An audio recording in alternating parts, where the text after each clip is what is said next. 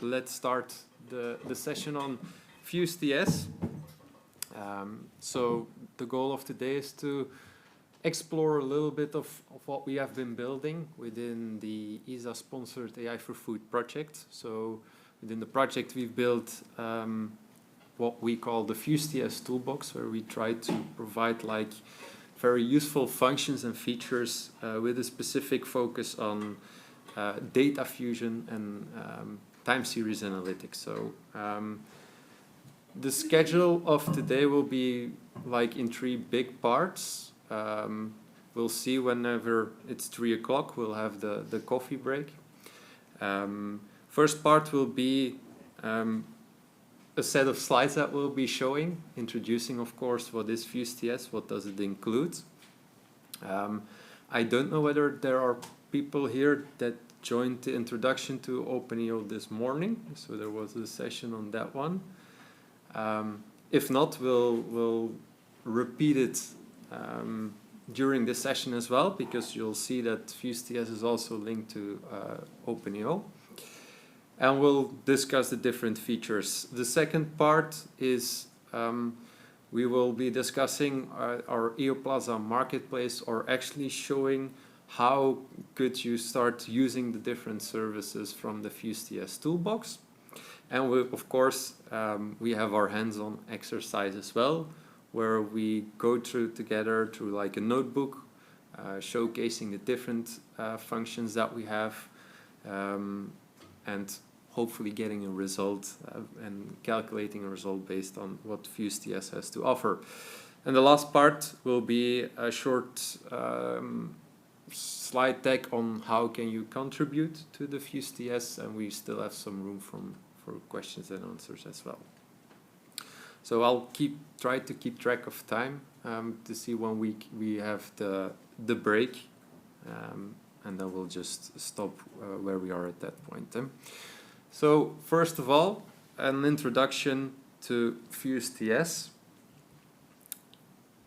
All right, so FuseTS is an open source library. So we currently have it hosted on GitHub, so you can find it there. So all code is available there, where we try to give like a set of pre-implemented functions with a specific focus on data fusion and time series analytics. So the goal of this toolbox is actually to make sure that the complex job of doing like data fusion of different data sources and then applying time series analytics upon those fused data sets to improve the usability of those functions, so that it would be very easy for you to execute the data fusion by providing the necessary inputs that you would like to fuse, and also by providing certain functions to allow time series analytics without the need to implement them yourself, of course. The big thing about FuseTS is that we've implemented all of its features for 2 different use cases. So first of all, we have the OpenEO use case, which Pratiksha will introduce in just a couple of slides, what OpenEO is all about. But it allows you to do processing on a large-scale infrastructure and start upscaling your processing using the FuseTS function. So if you want to do data fusion on a larger scale, this is something that OpenEO typically provides. And same goes for the time series analytics as well. But of course, this, as you will see, require you to learn how to use OpenEO. It's pretty easy, which you'll see, but it's learning something new.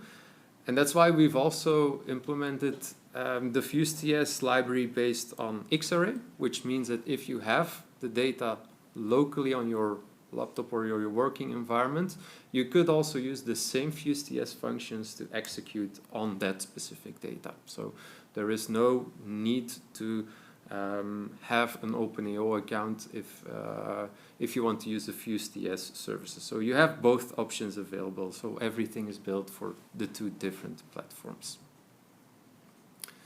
Like I mentioned, so what are the advantages of using FuseTS? So we have the advantages of OpenAO. So it is a scalable cross-platform system. It abstracts from, it makes an abstraction of all the technical stuff that you need to take into account when you do large-scale processing.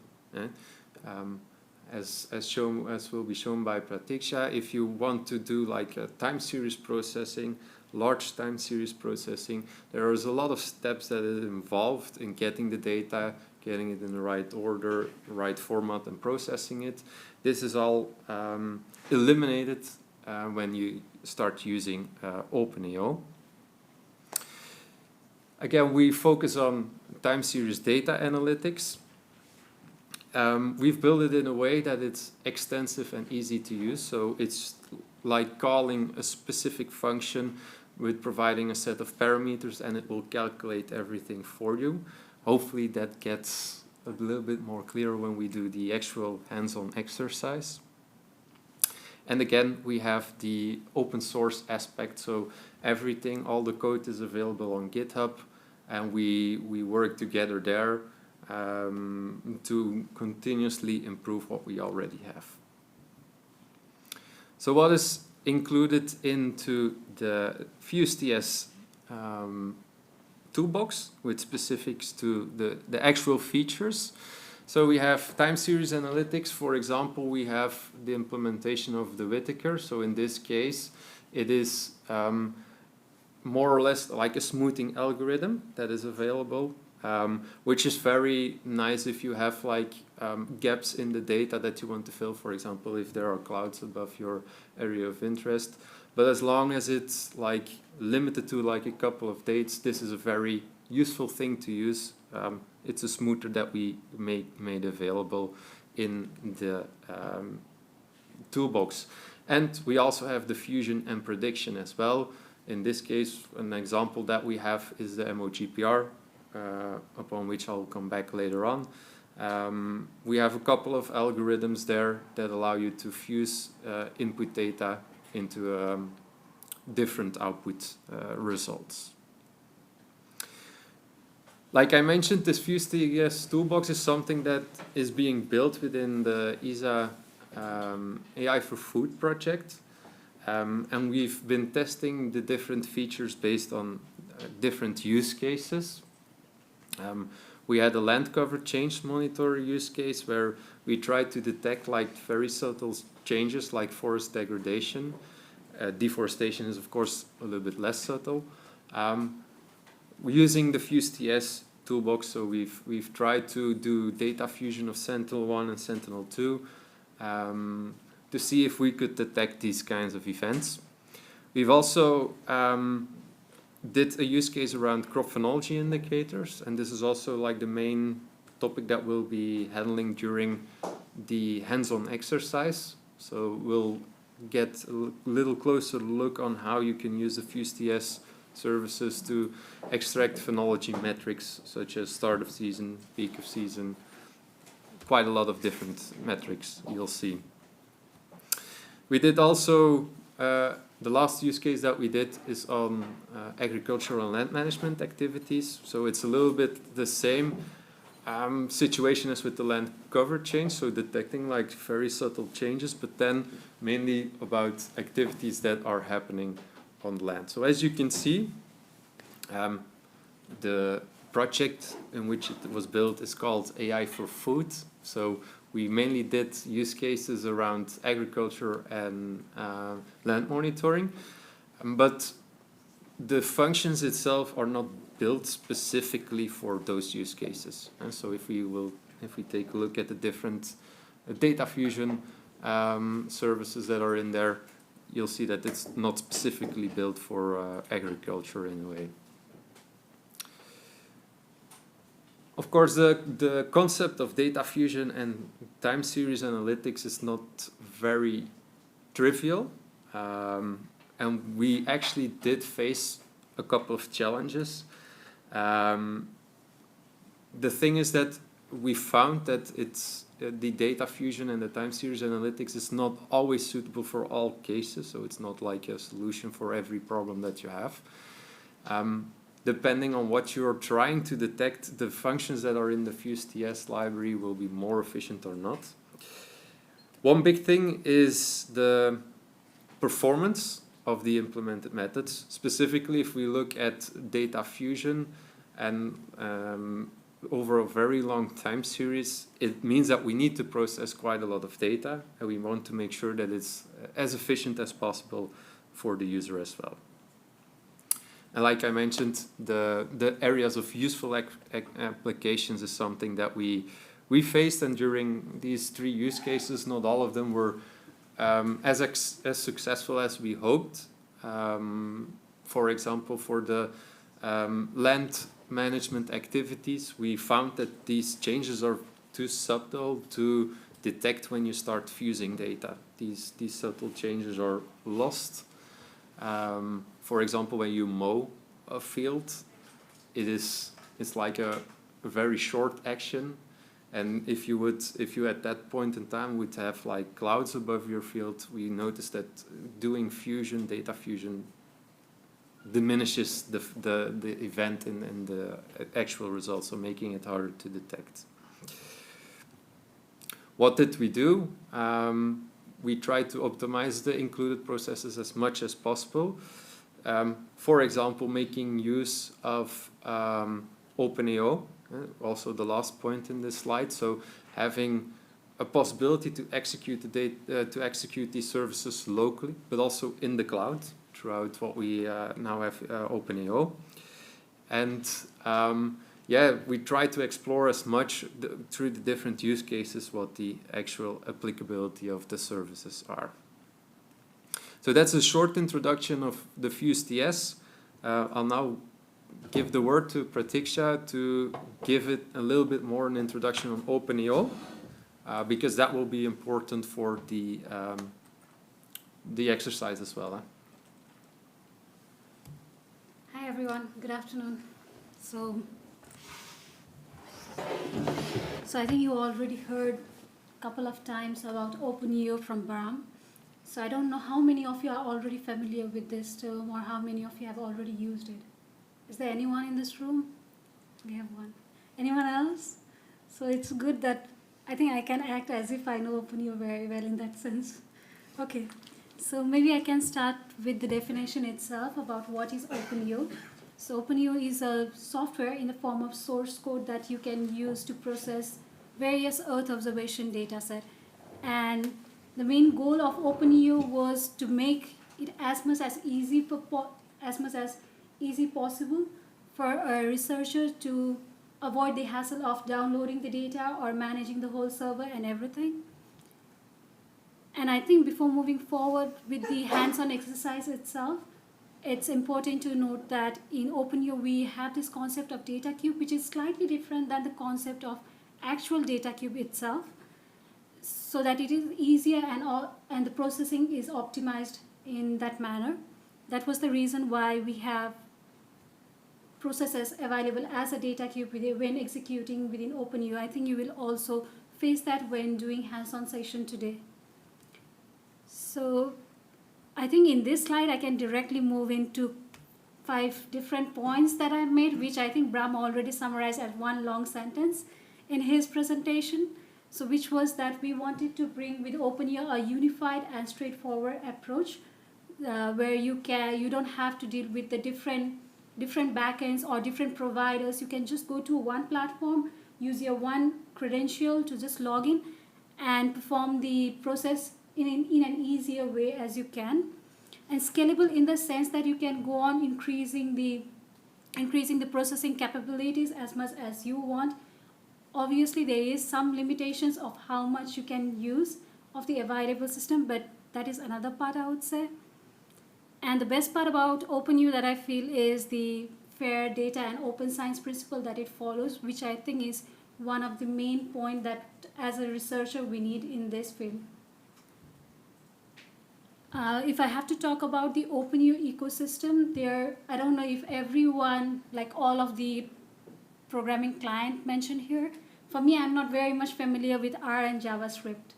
I like Python, but I'm not very much familiar with that. But there can be somebody who don't like R or who don't like Python and just want to use R or JavaScript, or who like all. So to bring all of them together, and so that it is easy for each one of them, we came up with this, that whichever client you use, using OpenEO, you can access the data that is available in our backend. And at the moment, we have these three official backend available, that is Creodias, Terrascope from Vita, and EODC backend. But very soon, or it is already in production, we have this Copernicus data space ecosystem. Is there anyone who's already familiar with this term, Copernicus data space ecosystem? Yeah, so you can also use OpenEO API there to fetch all the data available within the platform there. That is the overall OpenEO ecosystem that we have currently. And in this slide, I wanted to summarize that why it could be easy when you are using an OpenEO. So the first thing that I would like to relate is how, suppose you are doing basic processing with your local computer or in any other platform, as in compared with OpenEO. Firstly, you will need authentication there, here as well. How the steps are reduced. In OpenEO, you just have to do this, OpenEO connect, and by endpoint, I meant either Terrascope, EODC, or even Copernicus data space ecosystem. Just specify from which backend you want to fetch the data. And all the steps of searching the availability of data, downloading them for your area of interest, preprocessing them or sampling, all the steps is summarized as one single steps within OpenEO, where you just have to specify the collection name that you want to use, specify the extent, temporal, and bands. If you don't include any of this, only the collection, then suppose it will be for the whole world. So you do have to specify the extent, temporal time as well, and bands. Yeah, it's upon you. If you want everything, then just don't specify. Otherwise you have to. So all these 4 steps are summarized as one step in OpenEO. I think that is already saving a lot of our time and energy. Then applying algorithm is more or less similar. However, there are various advantages within OpenEO. There are various functions or processes that has already been defined, which makes your life easier rather than going into depth and doing from the NumPy basic every steps. You don't have to do that. There is already processes such as SAR backscattering. So that would be one process when you want to use the Sentinel-1 data. Similarly, we have cloud masking. Within OpenEO, that process is already defined.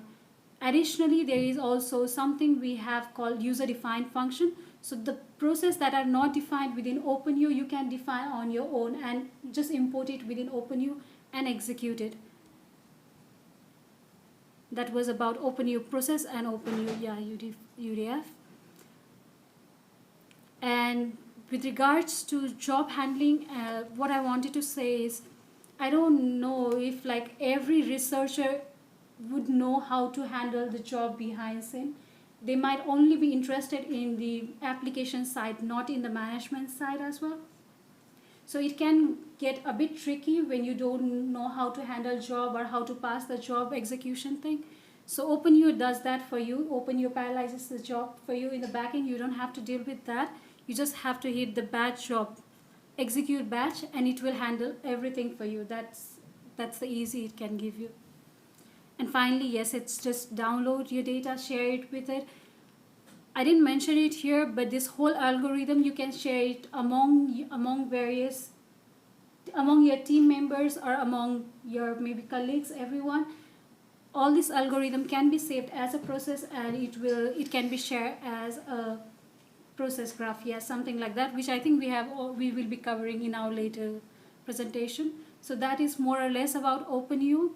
We will be here, and I think we can go back to a bit more. Okay.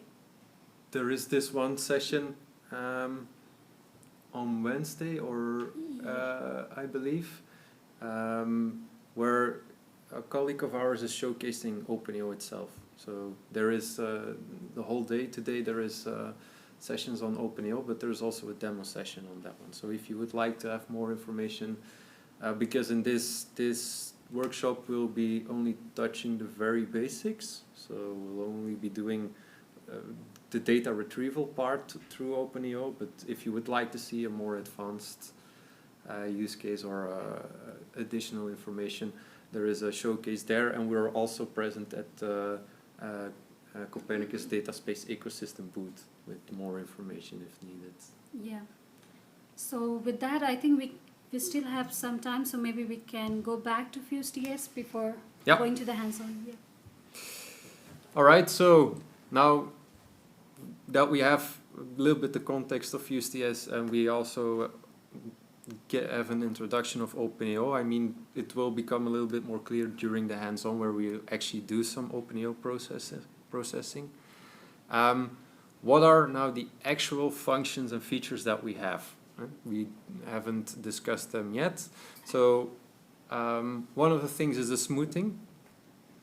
We have a function for doing the Whittaker smoothing, as I already mentioned, and we had like a specific team consisting of the University of Valencia, Synergize, and Vito, who actually did a market study on available algorithms on data fusion and time series analytics, and for the scope of the project we selected those ones that showed the most potential. One of them is the Whittaker smoother, which is probably the simplest of them all, because it just smooths a given time series. So like I already mentioned, it's very nice if you have gaps in your data, but when these gaps are rather short, then this smoothing could give a very good result. And it's also very, very performant to execute this specific function. So it does not take a lot of resources to apply a Whittaker to your data source. We've also did a comparison with other types of smoothers, like which is shown in here, but at the end we decided to go for the Whittaker smoothing, both for its results that it gets, and secondly also the performance of the algorithm as well. There was the GPR methods we've tested as well. They also gave great results, and they have the additional advantage of showing also the uncertainties that are happening within the smoother, but we didn't choose that one because it was, I believe, 56 times slower to execute than, for example, the Whittaker one. We also integrated, of course, a couple of data fusion algorithms. Whereas the smoothing that I talked about before is like a single input, so you provide it with one data set and it will smooth the data set for you. The data fusion services that we have in FuseTS, they can have multiple inputs. These are very useful when we talk about long temporal gaps, so a lot of cloud cover, persistent cloud cover over areas, for example. But the disadvantage, or the other side of the medal, is that the computational cost is pretty high for those ones as compared to like the smoothing that happens for Whittaker. We actually have two services integrated in FuseTS, MOGPR and CropSer. So MOGPR is the multi-output Gaussian process regression. So it actually takes a lot of different inputs and uses those same data sets, or delivers the same data sets as an output of the result. The thing is that within MOGPR, it will start to look for correlations within the different input data sets and transform every input data set to an output data set based on those correlations that happen. There is like an image shown here on how it actually behaves based on training samples that were added, and of course some of the ground truth data. And as you can see in the figure below, we have the MOGPR, which is following the samples and the ground truth data a lot better than the GPR on top. So that one is available in CropStar, and we'll also showcase this during, or we use this as well during the hands-on exercise. Secondly is our service called CropStar. This one, it is more where MOGPR can take like any input data set. CropStar is based on using Sentinel-1 and Sentinel-2 observations. So it feeds this into a GAN-based neural network and is calculating specific biophysical indices based on Sentinel-1 and Sentinel-2. In this case, for CropStar, we have NDVI, FAPAR, and FCover. So as you can see, this one is also a little bit more focused towards like the food, the agricultural context, specifically for this CropStar. You can see that an example of how it behaves in the animation on the right, where we did a CropStar calculation for a potato field. And depending on all of the observations that we have, it automatically fuses the Sentinel-2 and the Sentinel-1 into actually a time series where you have a value for each single day. Yeah, so you get a full temporal dense profile based on what you have requested. So that is our CropStar service. We also did a couple of time series analytics services, for example, but these are mainly based on what we needed within the use cases. So we have the phenology metrics calculation, which we will showcase during the hands-on session. And we also have the peak valley detection. So two services that are included into the FuseTS toolbox. So as you can see, it's not that we have like 100 different fusion algorithms. We don't have 100 time series analytics services in there. We try to really focus on a couple of ones and make them work, both on X-Array locally and on OpenEO, and make sure that they work pretty well and they do their thing the most optimal way. So what's still going on? Or what are our future plans? So we are still improving on the different features of the toolbox. So next to improving the performance of these services, we are also including additional tools that could help when you are trying to do data fusion and time series analytics. And what we're also doing is integrating these services into different marketplaces, which means that, for example, if we take for FuseTS, we mentioned that it's implemented on OpenEO and it's implemented on like a local X-Array Python implementation. Like to set it up, the Python environment, to install all the libraries, write the code yourself, it requires you to have some technical knowledge and at least some Python knowledge to set it all up. But it could be that companies just want to, or users just want to use like an API call, a kind of web service in which they could call like the CropStar service and they get the result directly back without the hassle of setting up a whole Python environment, doing all the processing themselves on their local machines. And this is where OpenEO comes in pretty good. But as you will see in most examples, OpenEO still requires you to write code. It's very simplistic code in my opinion, but it still requires you to write some code. But it also has these capabilities of, like Pratiksha mentioned, is what you have built to share this amongst others, which is the concept of user-defined processes or user-defined functions. Which means, and I'll also show you within a couple of slides, that it comes pretty easy for a user to execute the service just by calling OpenEO through a web service. So we increase the usability quite a lot if we integrate these services like MOGPR, CropStar, the phenology calculation into marketplaces where it's a little bit too simplistic if I say with one click of a button they can get the result, but that's the idea behind it, is that they don't need to write Python code themselves.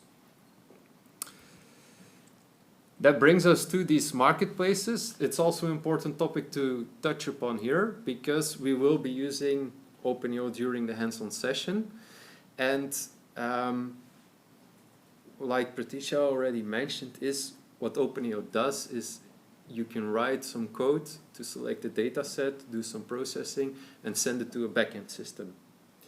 And this backend system will take care of all of the data retrieval, the parallelization, to make sure that you get your result as soon as possible. But of course, that are resources that are being used. So you can imagine that at some point it will require you to have some kind of credits, or it does require a payment to use large-scale processing. It's not, we aren't able to provide like a whole world processing for free, for example. And this is where these marketplaces come in, where we have several different options where you can use OpenAO and get free credits through these marketplaces that we have set up. So one example of this marketplace is the Copernicus Dataspace Ecosystem Marketplace, which is shown here. And this is what I mentioned is where we, within this marketplace, the goal is to advertise the services as something that you can click on and execute. So very easy to set up and to execute as a user without the need to pull in the FuseTS repository, install all the dependencies and such. You can just use a service, click on a service, and start executing it. So that's a little bit the goal of these marketplaces.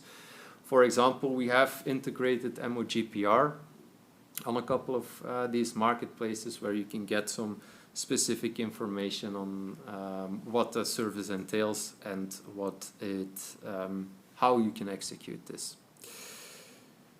An important concept that we've introduced for this marketplace is that we divide all the services into different categories, which is interesting for a user. I won't be going into too much detail for this one, but we have from a proof of concept to like an operational service, and depending on which level you are or which level the service is, there could be a financial compensation back. One important thing that I forgot to mention is like these marketplaces allow you to allow anyone who has built something in OpenAO to publish their service there. So, for example, like I know that OpenAO is pretty new for most of all of you here, but if you are building something, if you are experimenting with OpenAO and you're building something that you think it's very nice and could be shared with amongst others, it's very easy to self-onboard these OpenAO implementations on these marketplaces, and then go through like the different levels. And at some point there could be like a financial compensation if users use your service, that you get a part of the credits back.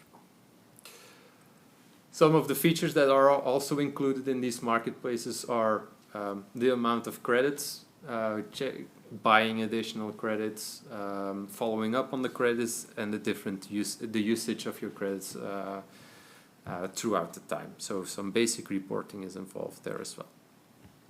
Okay, so what are ways to get? You heard me mentioning credits already a couple of times, and this is what is being used behind OpenAO. So to execute something in OpenAO, you'll need to have credits. Depending on, of course, what you want to do, you need a lot more credits than is actually provided initially. But we have a couple of ways and a couple of platforms where you can get free credits.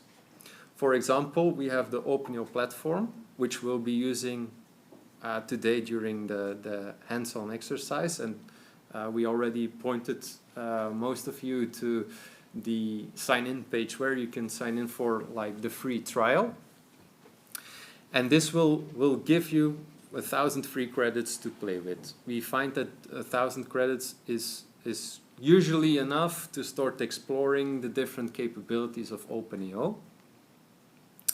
And these are replenished every month. So if you want to like start using OpenAO, experimenting with this, maybe in the context of FuseTS like we'll see, or maybe in another context, you can go to like the OpenAO platform to get a specific amount of free credits.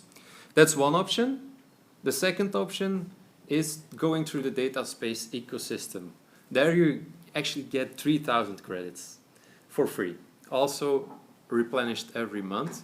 And right now we're a little bit in an in-between phase where we have on one side OpenAO platform and on the other side Copernicus data space ecosystem. But at in the very short term they will merge together, and the Copernicus data space ecosystem will be the one that also includes all of the backends that included in OpenAO platform, which means that it's right now, if you go to the Copernicus data space ecosystem, you'll be using that infrastructure and those data sets. But once the commercial part of the ecosystem has been set up, you'll also have access to all of the existing backends that are in the OpenAO platform, which includes the Terrascope one, which is supported by Vito, which we'll also be using today, but also EODC and the other ones. BiDS is already part of this. So right now it's a little bit confusing in the sense that we have OpenAO platform with 1,000 credits, with a lot of different backends and a lot of different data sets, and the Copernicus data space ecosystem, which provides you with 3,000 credits. But as you'll notice, the number of data sets is limited to what is on the Copernicus data space ecosystem. But the important thing to remember is that this will merge together, and the main entry point for this will be the Copernicus data space ecosystem.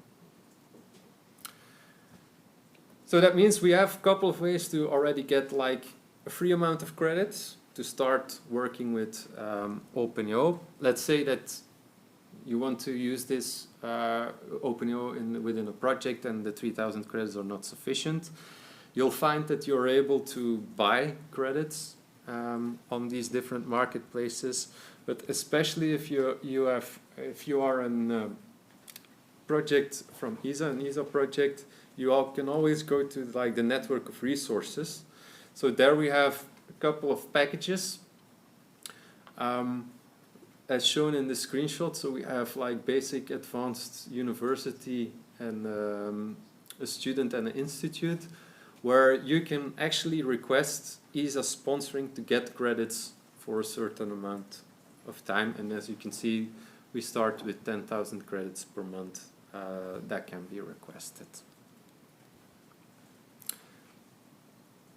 All right, so how, now that we have the marketplace and the services are there, how can we start executing, for example, a service from FuseTS?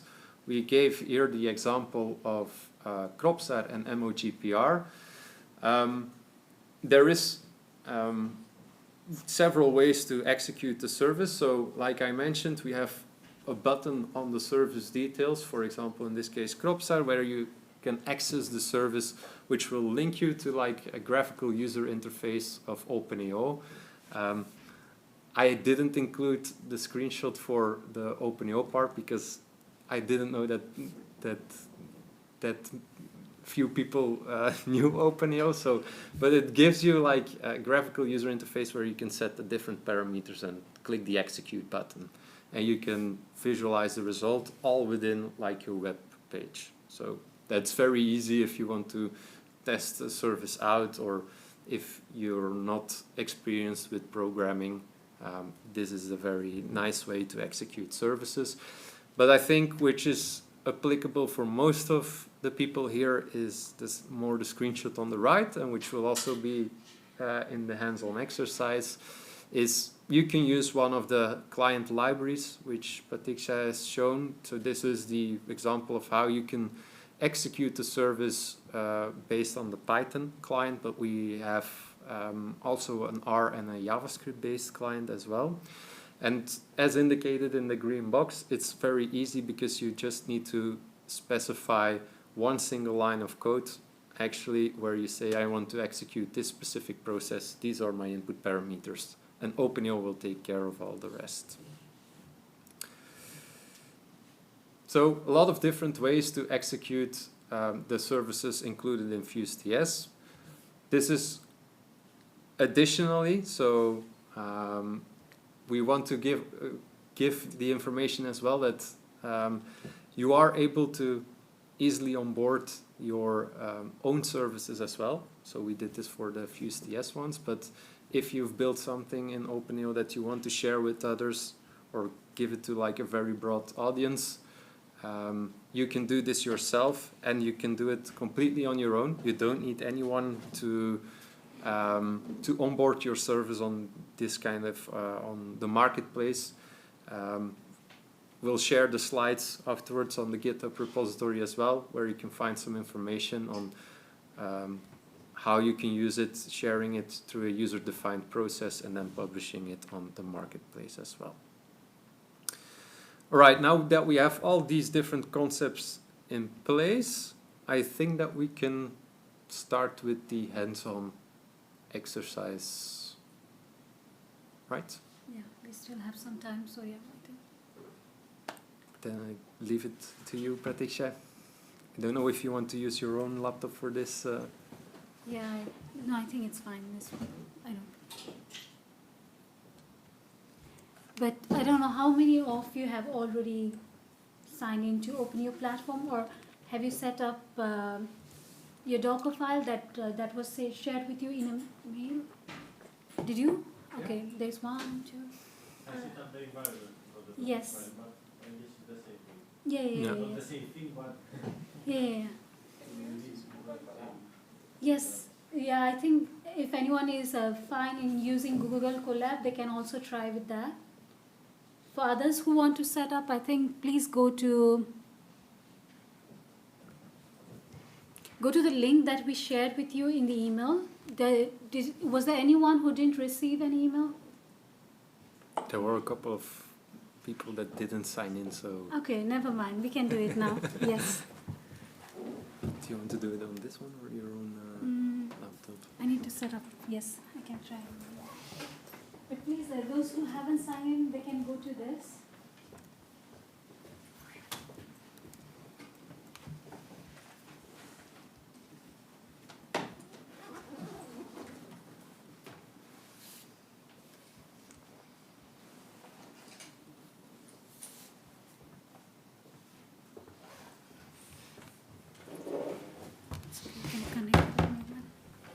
Here, do you want to have the screen?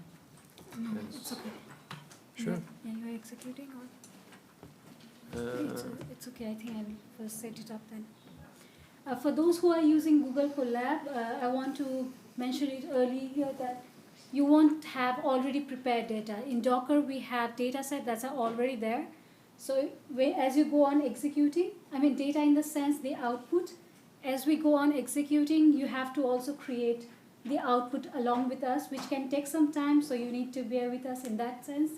Otherwise, for those who are using Docker file and the environment is already set up with you, we have provided you an additional output which you can directly load and visualize or play around with it.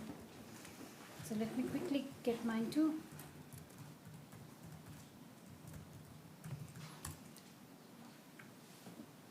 Maybe it's good that you share that. First I will connect. Okay.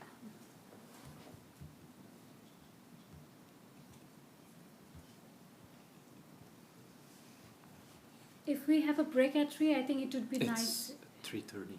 Oh, okay. Then it's fine. Is anyone tired? Anyone wants to take a break? If not, then I think we can start, because this can get tiring at one point. So let's get started. So for those who said they want to use Google Colab, please open Google Colab. And having said that, please go to this link where you need to download this notebook.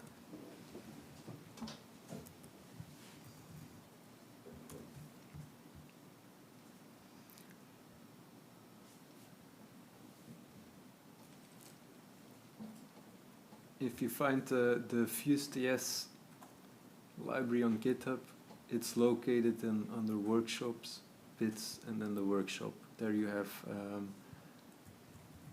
the information for if you want to spin up the Docker container yourself, the notebook, and also some intermediate files.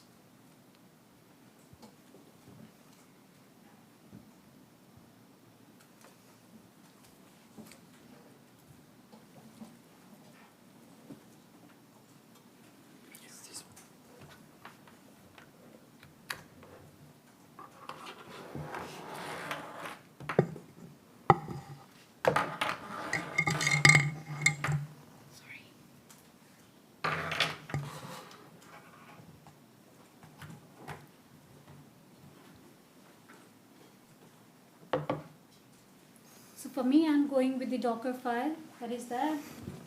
For others, are we set to go, or The data was where?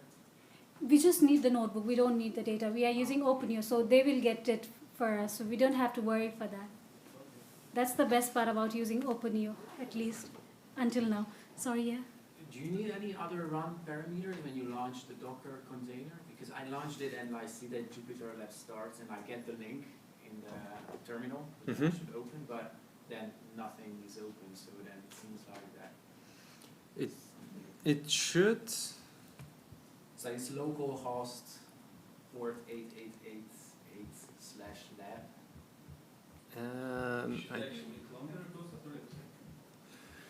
If you clone the repository, you have the notebook yourself, so it's the easiest way to follow. Let me check for the Docker one. Thanks. Okay, just otherwise let me show you parallel in Google Colab as well.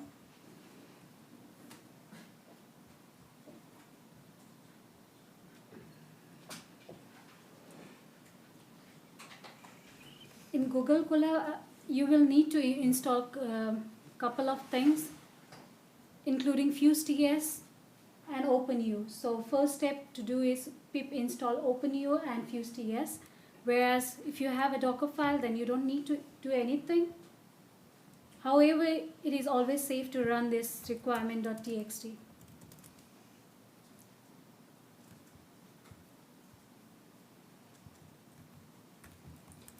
Please stop me if I go too fast or if you are still trying to execute, okay? It's fine.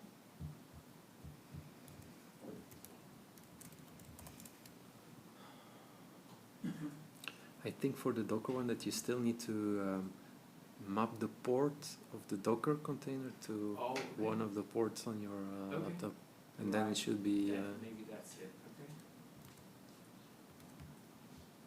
Thank you. For others, are they able to have at least one environment running? I see only one node, so I'm not sure if others are following up with me. The Jupyter file is found somewhere. You are using Docker, right? I have my local environment.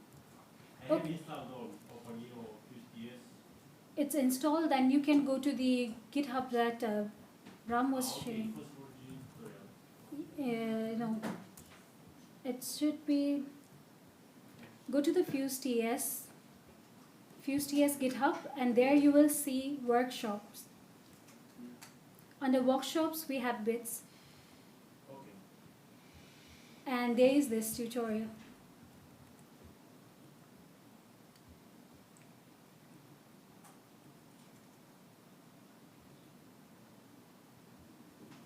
Done. Thanks. Okay.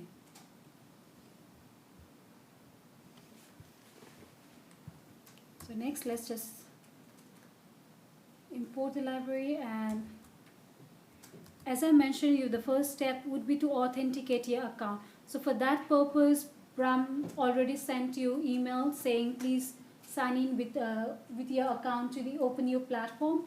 So I assume most of you have already done that. If no, you will have, when you do this, OpenU.connect and the endpoint. Here we are using Vito backend. Similarly will be the case if you use the other backend. For Copernicus data space, it would be dataspace.copernicus.eu. But at the moment, we will try with OpenEO Veto because there are still some process that still needs to be implemented in data space. So for this moment, we will go with Veto. So I kindly request you to go to this link and sign in with the EGI with which you logged into the OpenEO platform.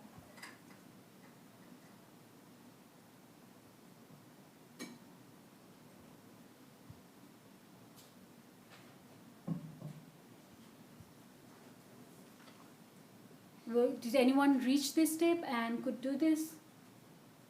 I'm getting an error while trying to install packages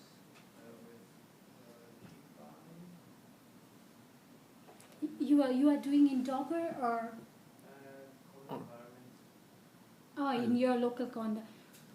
So there we realized that you might need the requirement.txt file that we have shared within this GitHub. So first you need to install that, then install FuseTS. Yeah, there are some dependencies which I think needs specific version. I mean, if I run the cell in the notebook, it's not enough. I mean, there's a cell over there, right? Which is install site on. Which Python version are you running? I installed 3.8. It was. Okay. Yeah, Yeah. it should be You compatible. mean this, right? Yeah. Yeah. Yeah, it should be enough. It's running that I'm it's crashing. And what does it mention specifically? It's Aeroplane is in green for G5 and there's something this way side. because the errors that we usually get are solved with the NumPy install in the site and before actually installing the rest of the library.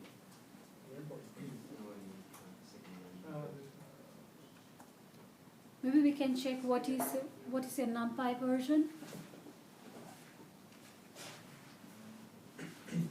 For others, I request you to please try to authenticate your account.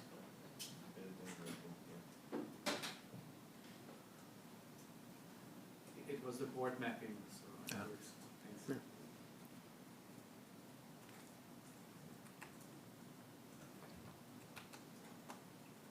For others, were they able to authenticate?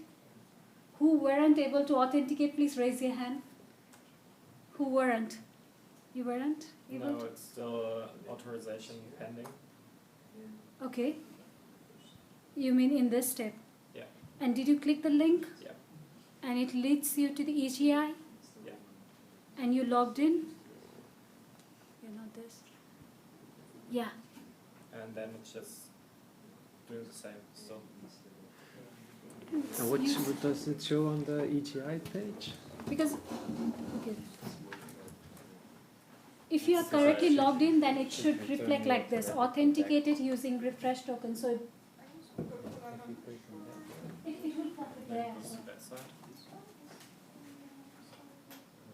Yes, to start this. That's strange. Yes. Maybe I have to agree again because it's a different. That's odd because I logged in from a different computer. Yeah. So is it? It shouldn't be linked to the computer. Yeah, normally not, right? Should use the same account, yeah. Should Yeah. be able to.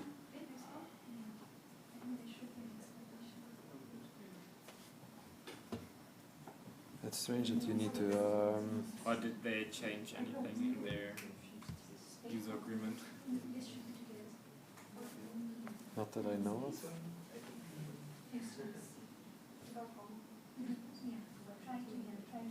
Okay, yeah, no, but that is all, but whatever. Anyone else still not able to authenticate their account? I was able to authenticate, but then later itself, I still get the authenticate error or what comes later. So I was able to run this Okay. and a couple of things, but then here I'm not right. Okay, this is some other issue. This is Yeah. Let's see, because this should not be the case. Can you go was back? just worried it would be an authentication. Can you go back and click on erase authentication? Can you really then you are authenticated. Yeah, it should work right.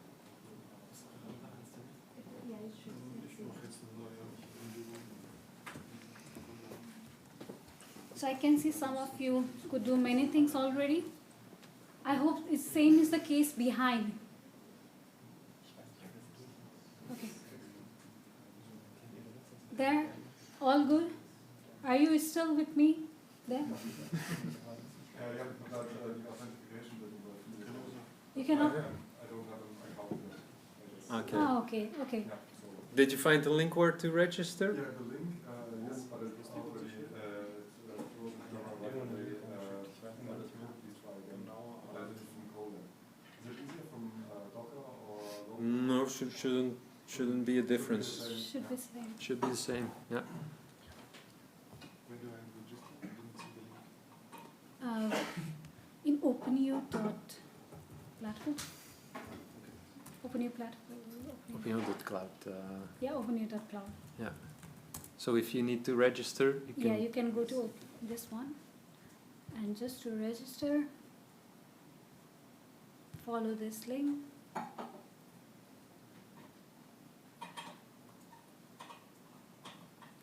And sign in with your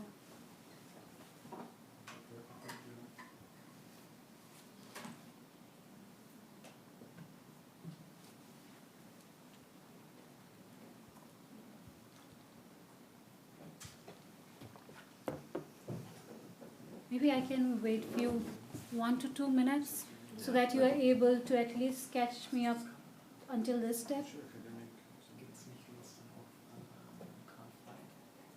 Did you manage to resolve the Cython error, or is it still? The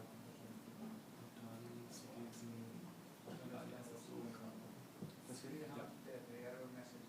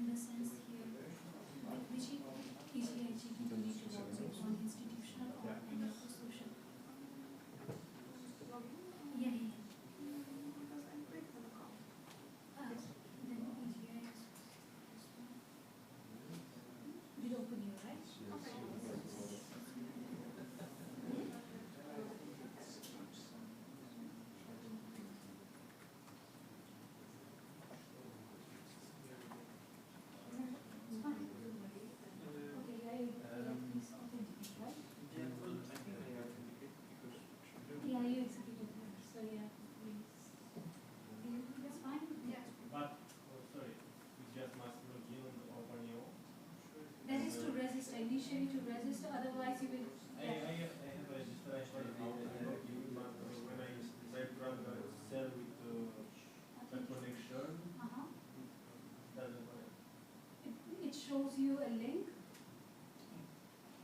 Does it show you a link? When you execute that cell, authenticate, OpenU.connect, and then when you execute that cell, then register. What kind of error?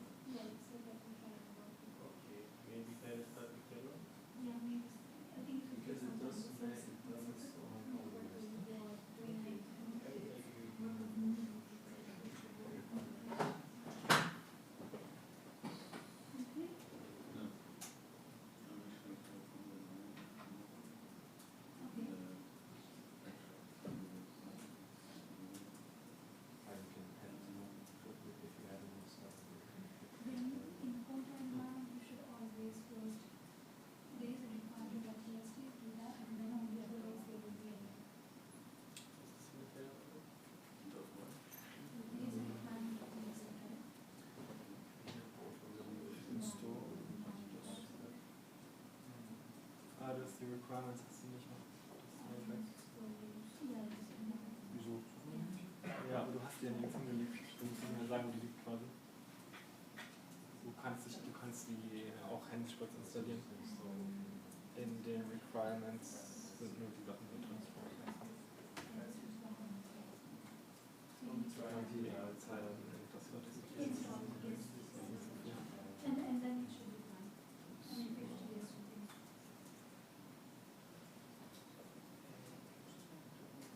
Execute here.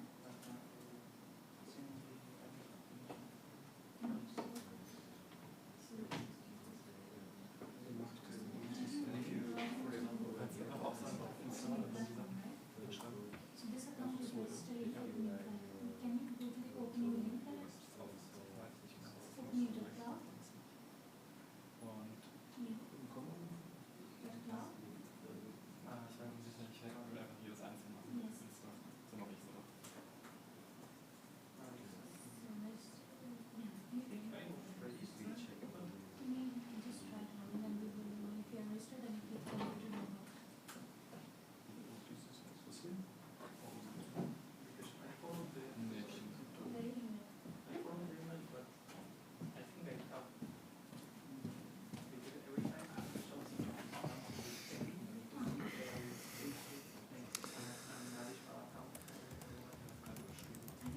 Not created there, that's the issue. Your account is not linked.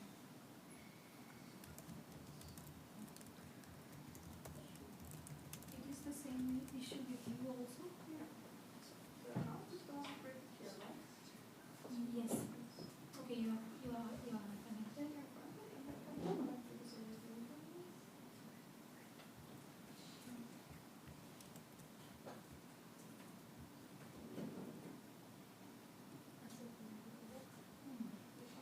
Can you close this? Maybe just a moment. I think most of them are facing EGI unauthorized issue. One thing that they can double check is OpenU Cloud, right? but I don't have any internet suddenly. The portal.terrascope.be, let them log in through that one to double check whether they have the account installed. To be more sure that your account is connected, can you go to this link? We just want to put, because some of you are still getting the unauthorized error, so please go into this portal.terrascope.be and sign in here and sign in with eGain and social login.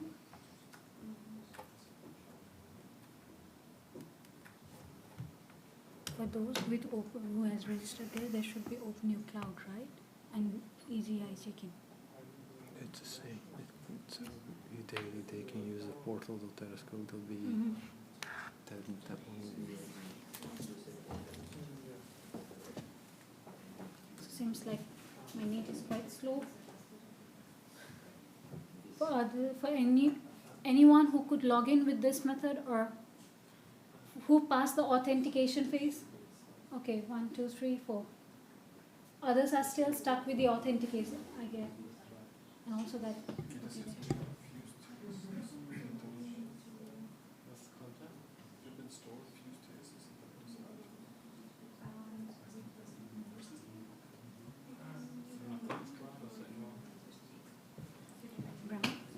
This is what I meant. Like for those who registered in OpenU, there also they should have registered somewhere. Yeah.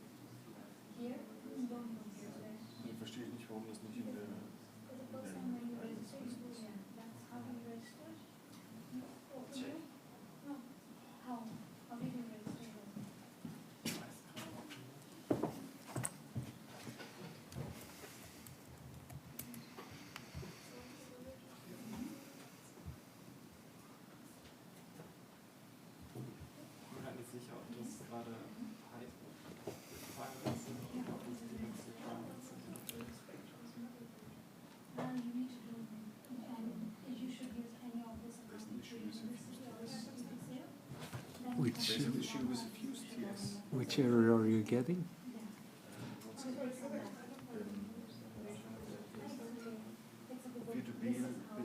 Failed building wheel for GPY. You're using a Linux environment? I there, I don't know. Was the site an issue solved with?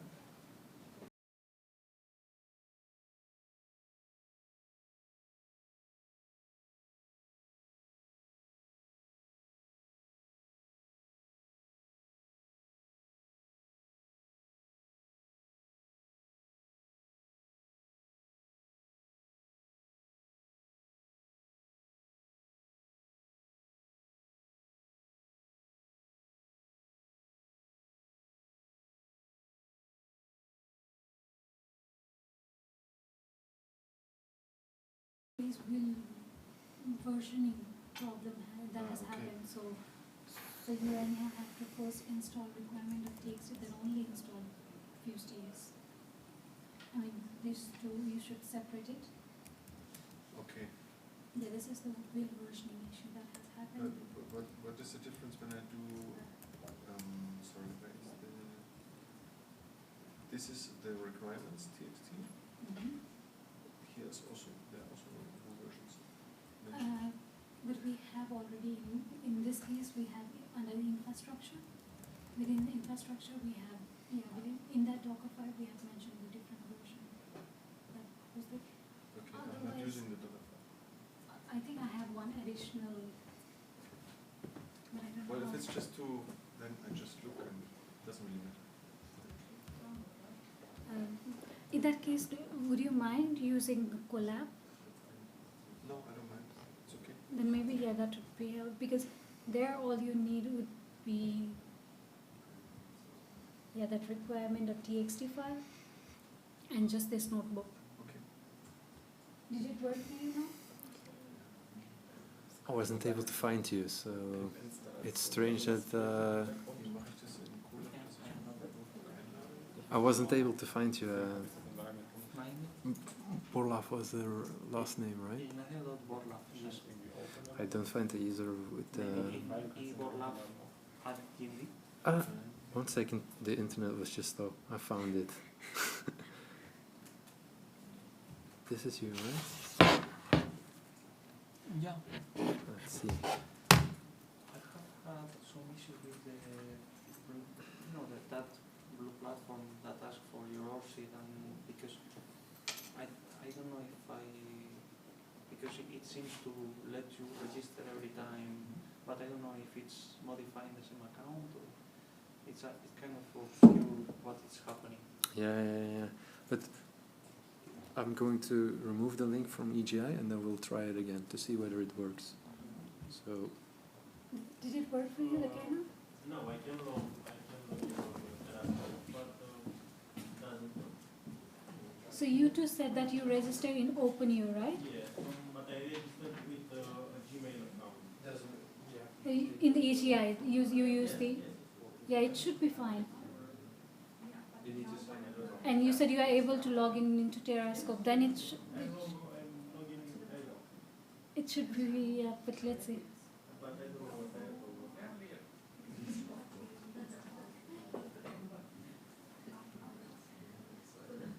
Okay? Okay. At least one here. So you could pass the authentication part. For those who pass the authentication part, maybe I can quickly highlight what are the next steps that would be involved.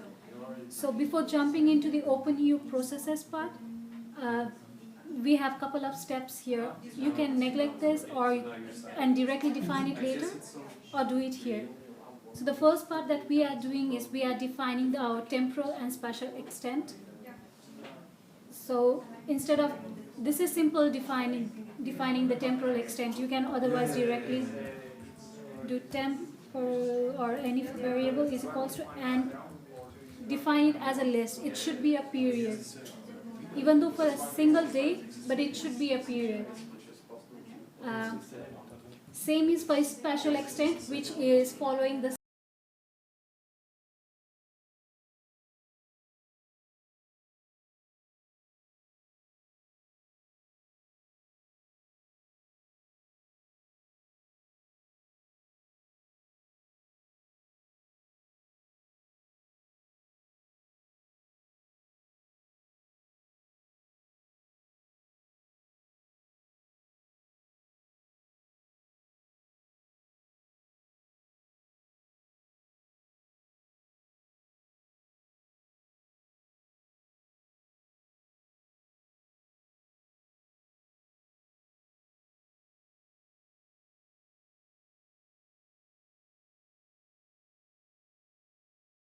want.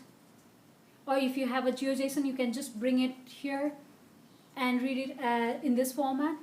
Or even like even the coordinate east, west, and north, south. You can define that.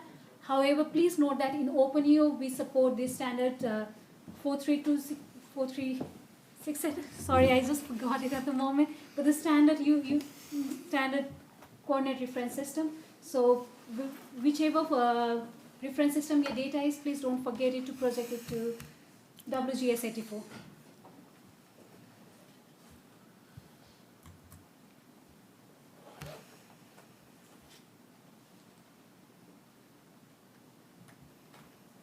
Is it good until here? So were you able to do anything? No, OpenEO is missing. It's also not mentioned. Yeah. Yeah, as I mentioned in the beginning, that in case of Colab, along with requirement.txt, you will have to install FuseTS and OpenEO together. I didn't do it, yeah. I know, it's okay. So yeah, for everyone who is still trying to adapt with Colab, along with the requirement.txt, please don't forget to install OpenEO and FuseTS. We don't have it already in Colab.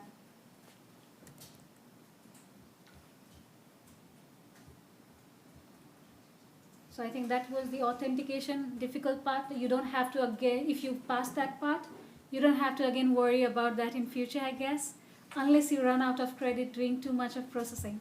So it should be fine.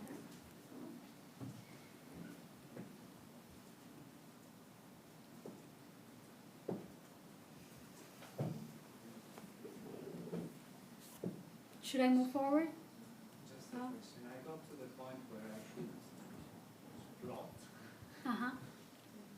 but Here. I don't see any image. I only see some text like map center. So is there something like a show or something? It's just plotting this. Yeah, it should plot it automatically. Let me see. Seems for me, the only change seems what happens that I install Node.js, it's called that, and afterwards you seem to start plotting the different boxes.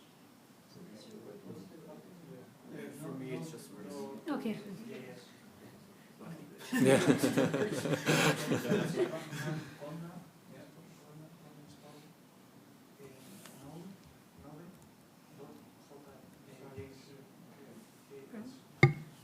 Use this band somewhere because I think I removed it and it's not sure. We don't use that band anywhere, I think, right? Wir hatten das Tutorial, was wir die Präsentation so benutzen, beziehungsweise wenn du halt Let's see. No, we don't use them. The SEO we do, huh? also du hast halt unsere Shortcuts, Yes. To see du how kannst jetzt we so draufgehen, der Pipeline angeht, und dann macht er das so. Und ich hatte es beim Meetings mal angesprochen, als es darum ging, wir auch Sachen aufsetzen, dass wir für irgendwie Funktionen und IDs und so benutzen, das wird man auch nicht helfen. Aber es wird wahrscheinlich auch nicht bei der In general, for right? the whole workflow, so doing like the GPR and launching like one single call. So if we do everything separately Ja, aber locally, jetzt dann nochmal anmelden, also einfach. if we see that we are Ja, like wenn du drauf gehst, kannst 1 du hour genau before but we I have think- backup, then okay, we aber book hast it du out. die But Anmeldung will I be doing all below part also, or you will be helping me, right? dann When I müsstest du das eigentlich Yeah, nur yeah. anstellen können. Also ihr da dann nochmal drauf. Und dann So I think I can move a bit forward as well. You have this connection. You can rename this to any variable. It's random Python variable, okay? So using this connection, you can list. This is one of the feature of OpenU. So if you don't know what are the collection already available there, in this example, we have shown that we already want to use Sentinel-2 L2A data to calculate NDVI. But suppose you want to know what are the collections there. So all you have to do is list collections or list collection IDs. Then it will define you with the all collections. So these are the collection available within the Vito backend. whichever backend you connect to, you will be able to visualize this. However, I forgot to mention that these basic steps which do not require execution or which do not require consumption of resources, you don't need to authenticate. You can just go and explore or even create the process graph that we were mentioning ahead. So in order to just create a process graph and to share, you don't need to authenticate. However, to execute some process within, you will have to authenticate within the backend you are trying to access. Does it also consume resources if I just want to download data for a cutout? Yes. Okay. And just for visualizing these properties, it won't. So these are all the collections that we have within Vito backend. And from there, I just wanted Sentinel to L2A. So here you can find more details about what is the extent that we have and what are the resolution, temporal extent, and also different links to stack specification, as well as some web map tile services as well. So that was basic OpenEO. I just wanted to show you how we got this collection ID. So that is from there. And special extent is what we defined above the parameter. Here we just took a small extent so that we can do it quick enough, as well as it's not heavy for so many people processing at once. But yeah, you can do as much big as you want. However, there is limit of credit, so please take that into account. And I define the temporal extent, and since I want to calculate NDVI, so these two are my main bands. However, I even chose to load the scene classification layer so that I can filter out the clouds in our Sentinel-2 data. And as I mentioned before, within OpenEO, there are some processes that are already defined for you. One of them is mask SCL dilation. However, please consider that this process is kind of harsh. So harsh in the sense that if it doubts that is cloud, it will remove that part from your data. So whenever you are using this process, please take that into consideration. And another process that we have is mask polygon based on special extent. So this you can avoid as well, but we just wanted to guide you here, so that's why it's here. The main difference between providing it in the load collection is that it will grab the bounding box of your area of interest as the collection that you, or the data that you will be processing. Whereas if you really want to like cut out the area of interest that you want to calculate, then you can use this mask polygon, and everything outside is considered as no data. So that's you'll get kind of the same result, but with the mask polygon you only see your area of interest. All the rest is cut out. But as we are working with like a rectangular shape, you'll get the same anyway.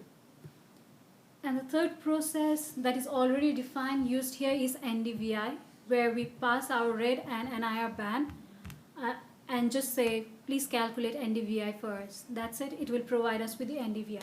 However, if you don't trust this process, you say, okay, I want to do my own, so I will separately fetch the red band, separately fetch the NIR band, and do the mathematics by myself. That's also allowed within OpenEO. Just you need to, there will be a couple of steps here in between to fetch bands and do calculations. So that is also possible. However, this is direct method that will provide you with NDVI and cube. It is mentioned to highlight the data cube part, as I mentioned in the presentation earlier, that within OpenEO, each process will provide you back with a data cube. And it handles as a data cube for the entire process that is ongoing. So, is there... Sorry, I took your break. So, I'll just quickly execute this. And then I think our NDVI is calculated. It didn't take much time, but maybe this step as well. We can come back and explain what was this. But I request you to execute this cell in which it is written execute batch, so that it will go on and you can take your break, and let's come back after break.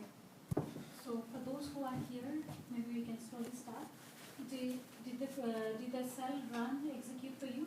Was there any error? If no, then I can explain what did we do in that step. It's fine, right? There are still like a couple of people. Okay, so if I go back to our notebook, what we were doing here, I already explained the steps until NDVI that calculates NDVI's data queue. And here, this is just again similar thing that I did at the beginning of list collection.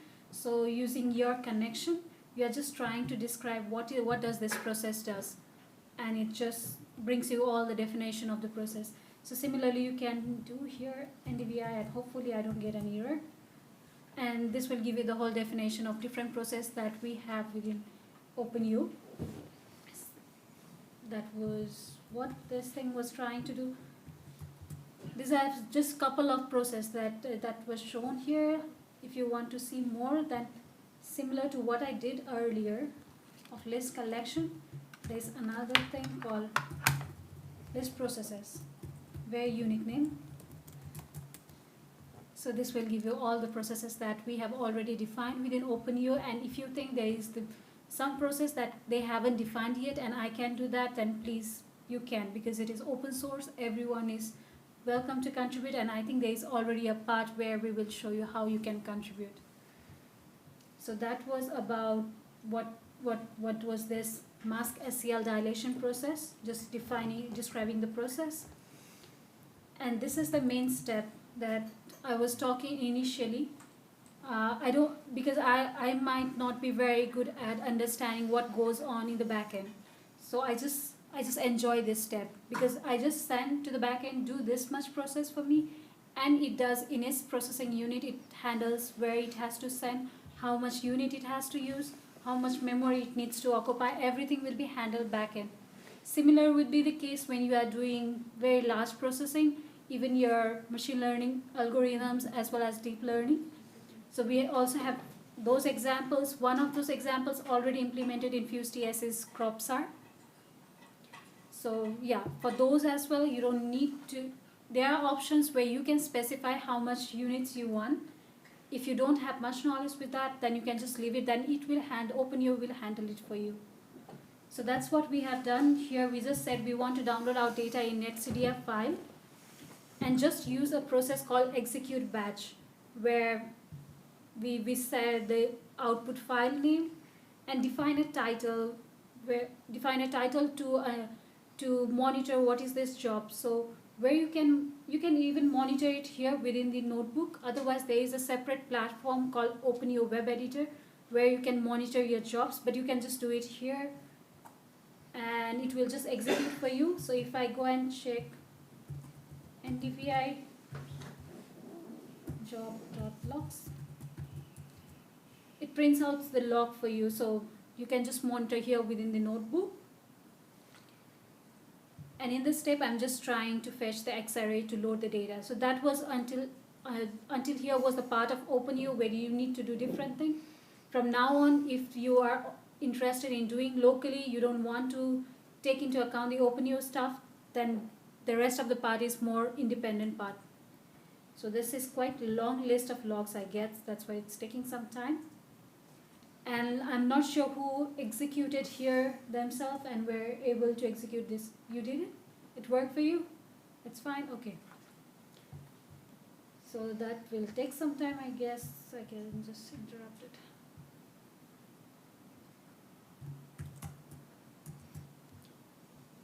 And as you can see, this is the plot for the NDVI.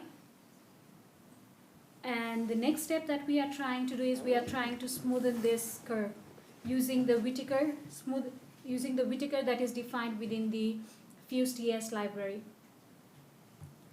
So all we do is we bring in the Whittaker function that is defined within FuseTS that you already imported at the beginning. So this is not looking good. So as you can see here, we imported Whittaker, MojiPR, and Phenology. And we do the reverse around and we use the Whittaker in the beginning. I mean, just that was what we did. We are showing here, but that's that's where we get our Whittaker. We provide our raw NDVI, and prediction period we say 5 days interval. In 5 days it just smoothen accordingly, and provide the smoothing lambda. If you execute, then you can see the blue one is the one that we calculated initially, and the orange give us the smoothened one. And depending on of course, the different parameters that you provide, like the smoothing lambda, if you would change this to like a higher number, your outputs are of course very different. So it depends on how you use the different parameters on the actual what result you'll actually get. But as you can see, when the curve when the observations are there, it's matching the actual observations, but in between it smooths everything out. So for those who just came in, I'm not sure if for you process already ran or no, this execution process. Yes. It did work, it finished.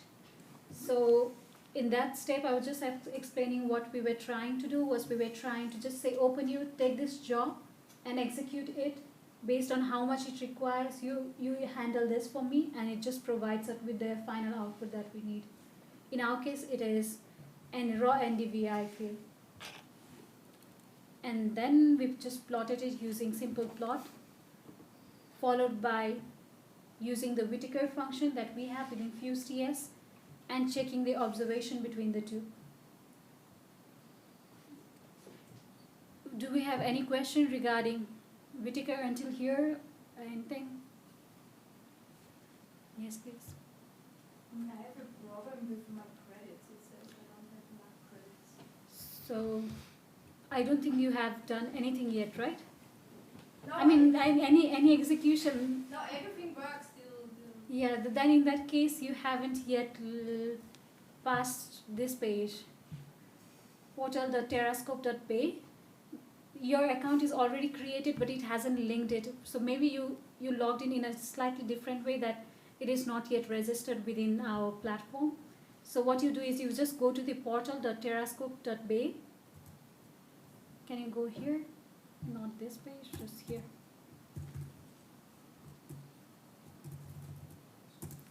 To know your credit, this is how you can go as well. Just go here, log in, and see under billing.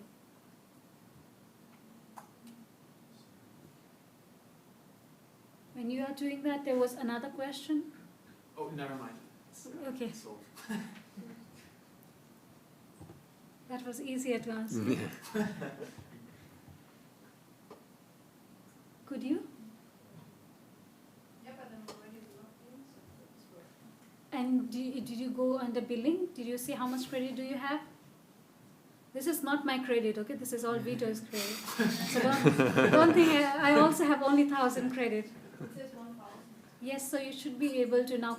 Can you go back and refresh it and try to, run it? It could also be that you need to authenticate again, that the session has expired. Okay.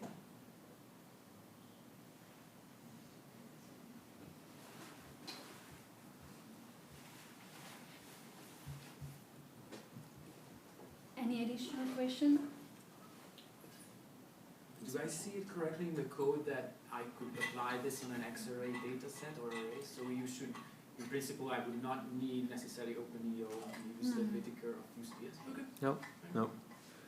Like in this example, we only used. We actually do it. We download. We just use a local netcdf file. Yeah. And we execute the Whittaker function and any other function just on this netcdf file, for example.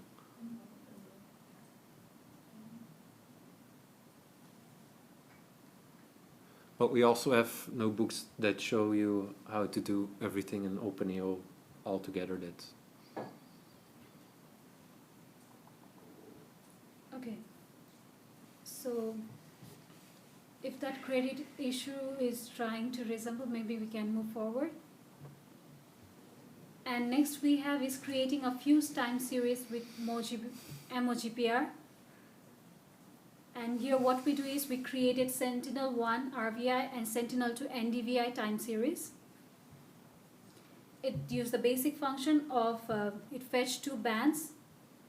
This is, initially if you remember in NDVI, I said you can get red band separately, NIR band separately, and do the calculation. This is one example of that, how you can do, yeah. And here it is same process that we did earlier, just assigned the collection that we want to use, specified the spatial extent, fetched 2 different bands, and additionally in Sentinel-1 we are trying to define some additional properties that we have.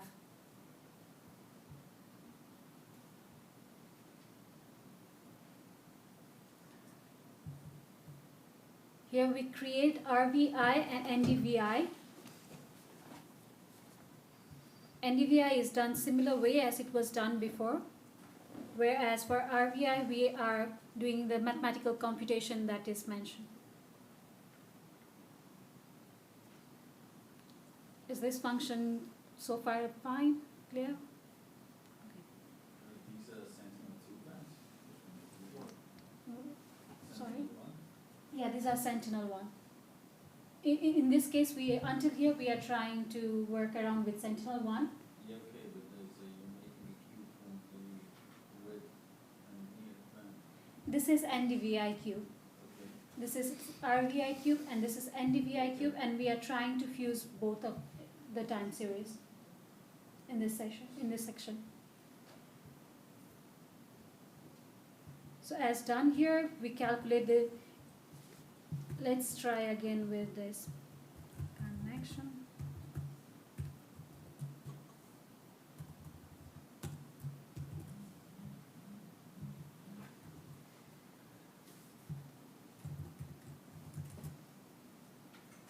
Okay, as you can see, this was not a part of OpenEO process.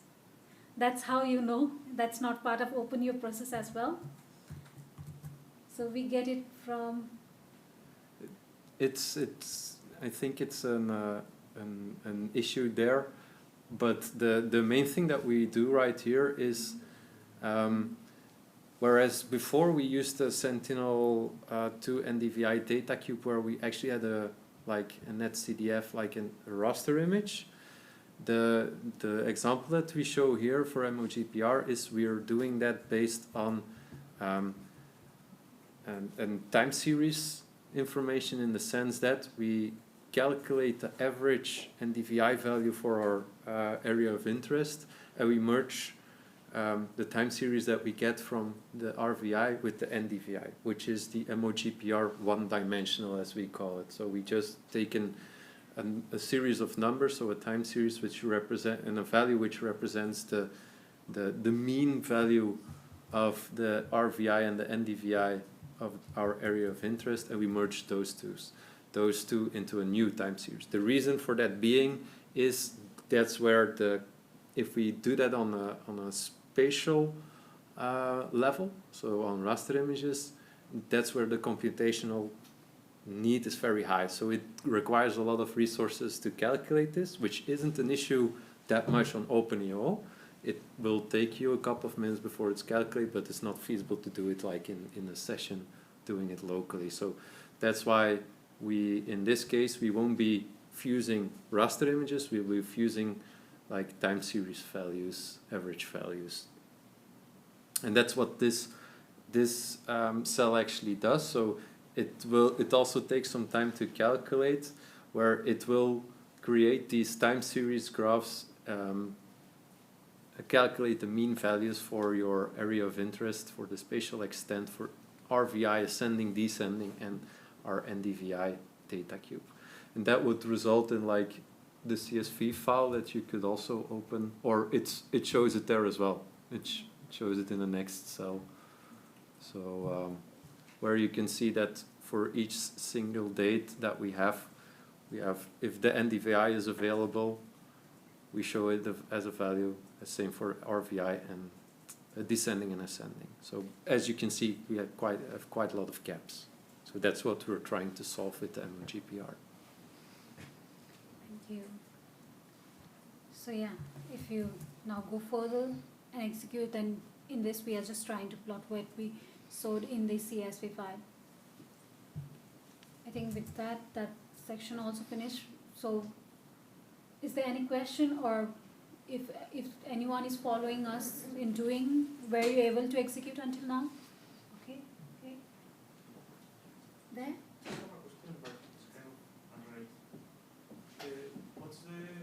What's the whole presentation is distributed? So the image reflects the data with as power or in decimal scale? Sorry, can you? The Sentinel-1 data can be expressed in linear scale or in decimal scale? This is an index. It's an index, yeah. No, I know. I am talking about the images that are ingested. You mean the Sentinel-1 collection, right? I don't know which one we are using. I think it is decimal. Um, Because we are already using Sentinel-1 GRD.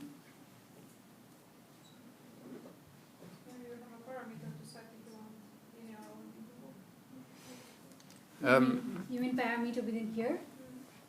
You're asking do we have, or? I don't think. For the Sentinel-1, I don't think. But we have examples to convert between one another. But I don't think, it depends on, I'm not sure how the Sentinel-1 GRD is composed. But if you would do it like with this describe collection, probably there is a little bit more. It didn't, okay. I'm not sure how it's composed, whether it's linear. Do you do some registration of the imagery, or they are stacked just on the geospatial information? You mean the cube we are creating? These are not the data cube in general kind of thing. These are all the process graph compiled together. So it will be all this process will go on stacking together. Is that? Yeah, it's stacked geographically onto each other and then. Okay. So that was about fusing RVI and NDVI done. So if that cell is taking some time to load, then for those, as I said, using Docker, you already have output available here. Nevertheless, you can go back to our GitHub repo and get it from there as well to have a sample or reference. And next is executing the steps that we have. These are simple using, we are just using our Python here, no OpenU related, not much of FuseTS done, but the data that we created above, we are just trying to get it here. Yeah, we're preparing everything to be used within this 1D function. So this MOGPR_1D. So again, this is only for showing within this notebook, but in most use cases, you're not using this 1D feature, right? You're using it to apply it directly on the images. So if you would take a look around at the other notebooks that are in the repository, you'll see that you don't need all those steps to like prepare the data to feed to MOGPR. It's much simpler if you do the two-dimensional one or the raster-based one. And this would be the final output that we have.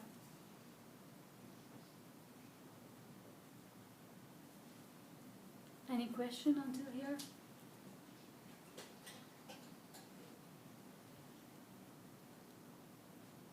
Then comes the part where we were talking about the CropSAR, which is one of the complex service that we have within FuseTS. I think I won't go in detail with this, but here as well, I think we are trying to use it in a different way. That's currently the only exception that is not available yet as a local execution, but we're working on that one.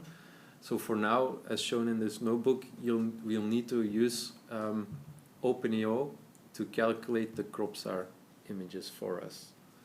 But we are actually working on putting this into like the FuseTS library itself, but it's less convenient because this is requires a model to be downloaded, so we need to make sure that we can integrate it efficiently. So for now, and this is what is being done in the next couple of cells, we'll be using OpenAO to execute, to request the CropSAR information. This information, by the way, is also, if you would go to like the marketplace where you logged in, this is portal.terrascope.be, if you would open the Terrascope 2D service, you also get the same information on how you can execute it with the Python client. So it's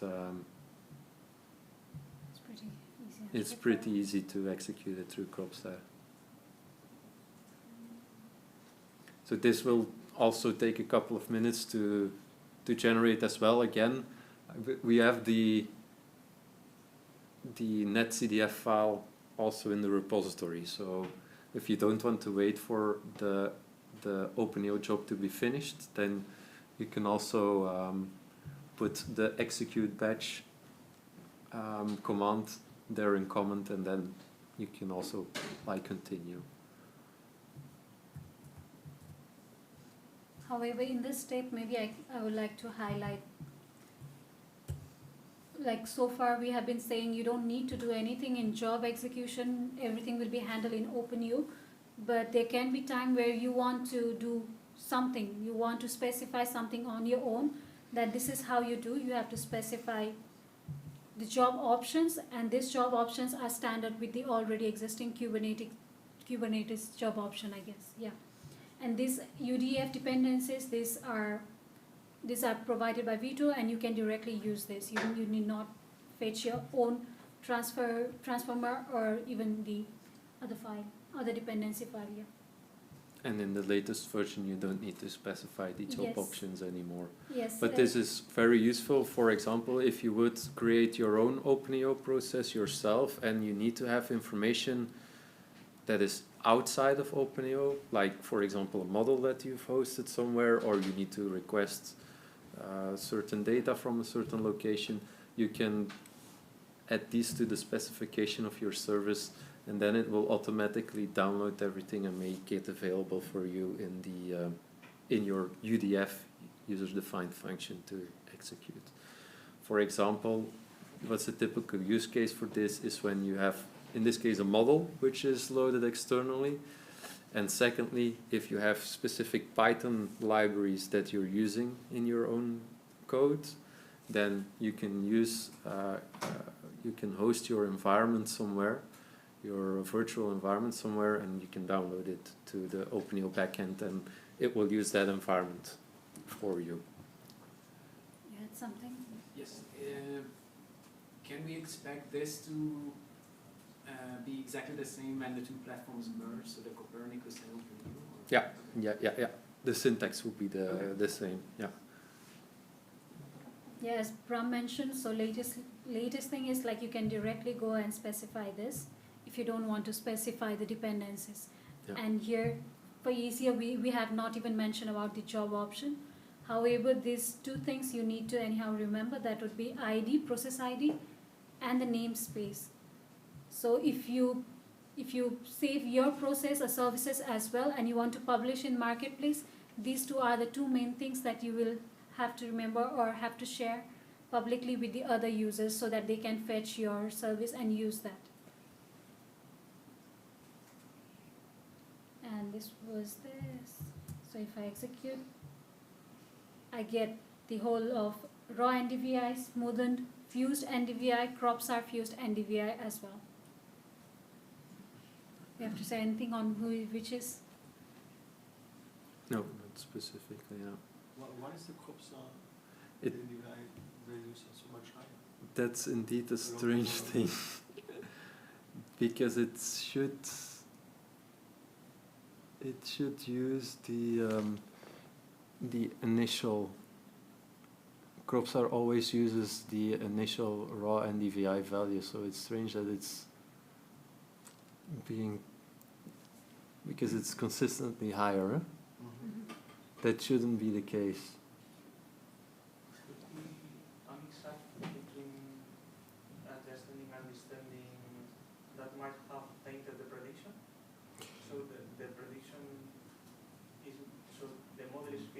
one and take it with the other?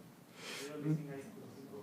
The thing that I think that could be causing this is because we are doing also a median on the results. What we actually calculate, but still, yeah, it should match better. Because what we now do, we actually calculate the raster images with those CropSAR, and then we do again like a median on the results. But if you would look at the raster images, they actually match with the raw NDVI values, but there's still some. There shouldn't be a reason why it's higher than this. It shouldn't be the case. So these values are computed in the full AOR, so you merge all the pixels together? It's even, yeah, it takes a buffer around it as well, so maybe, but I wouldn't expect that To have such a linear such a difference, yeah. In the final part, I think this is the final part where we continue with the CropSAR and DVI that was calculated to get the phenology information of that thing. So all we use here is the phenology that is there within the FuseTS library and just pass our raw NDVI and smoothen NDVI. We do the same for MOGPR and CropSAR. So if you go and check the all, so this would be the final product that you will see, and you can just compare the phenological peak value of each season, end of season. And again, this is like the same thing, so it's also now executing on these netcdf files that we've downloaded, so you could use your own data for this. So if you run this notebook in total, how many credits would you use for it? Because you said you have 1,000 and they renew every month, right? Yeah, they renew every month, So yeah. I mean, it didn't work for me, so I can't check it. So any, So just a guess somehow? The download of those kinds of images, they take maybe like a couple of 10, 20 credits or something, so we should. It's quite a bit. It's, I mean, Per it's hectare. in total, it's, Okay, so yeah. here we have the answer. I didn't run the last two cells, I guess, but I'm down 13 credits or so. 13. Yeah. Yeah. So if I did run the last part as well, I guess maybe 20. CropSAR would be the most expensive one because it does not only download the data, you do the calculations on OpenAO as well. That would Oh, be, I had to refresh. Okay, now I'm down to 950. yeah. So the 1,000 credits is just to play around a little bit. Yeah, to yeah, yeah, do yeah. anything else. If you need to do like large scale processing, then you probably need to have additional credits. Yeah. but for some research purpose, I would still say in Copernicus data space, I think 3,000 credited is a lot, yeah. Yeah. For at least research of small area to 30. know more, 30. 3,000. 3,000. Yeah. Yeah. So that would be, yeah. So And I like think, most of our users, if they need more credits, and most of them are also ISA based, they can go through like this network of resources, Yeah. and then they get sponsoring to get credits being Yeah. paid for them.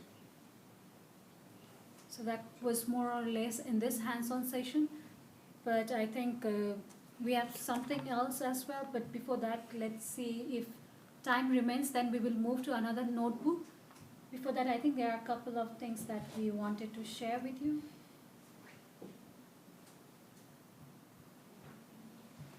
May I ask one question? Especially with girls' Mm-hmm. information.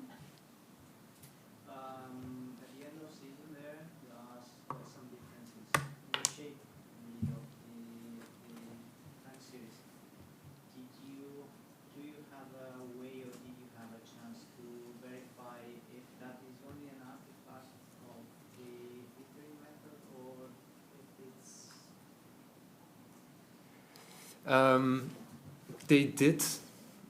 They did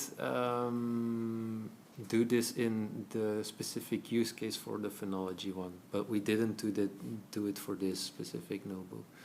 So, but again, what we did in this notebook is like the simplified version of it, because we are doing these mean calculations. And so we are already like dancing down everything to, or we're summarizing like all the information that's in the image to like one single value.